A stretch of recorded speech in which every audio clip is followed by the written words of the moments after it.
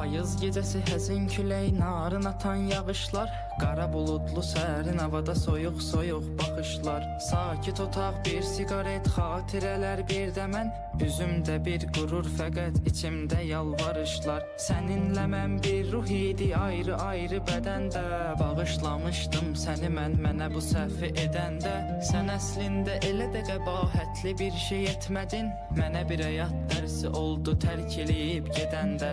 Qara gözündən işarətdir həyatımda qaranlıq, zaman keçir çıxıb gedir vəfasızdır cavanlıq. Mən gələcək günlərimin hamını fəda edərdim, bircə dəfə gözüm gözünü görsəydi bir anlıq. Şeh düşəndə səhərə yaxın gül üstündə jalələr, al yanaqların misalı düzənlikdə lalələr. Göyə baxaraq dərdlərimi buludlarla bölüşürəm, buludların göz yaşının səbəbidir ah nalələr. Sən gedəni üzümdə qəm, gözümsə intizarlı, saçıma ağ düşər görünər uca dağın üstü qarlı.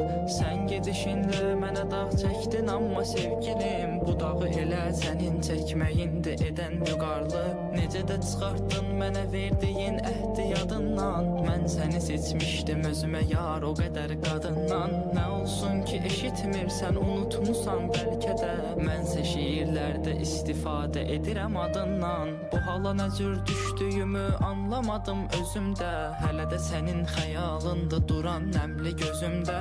Hər şeirdə gizlədirəm adını sözlər içində, özünü taparsan axtarsan əgər məna sözümdə. Kipriyin ox qaşın kaman atıb ürəyimi dələrdin, mən ölməmiş sağlığımda bircə dəfə gələrdin. Üz-üzə duraq gözünə baxıb sənə danışım dərdimi, sənə sənin haqqında danışsam elə kövrələrdin.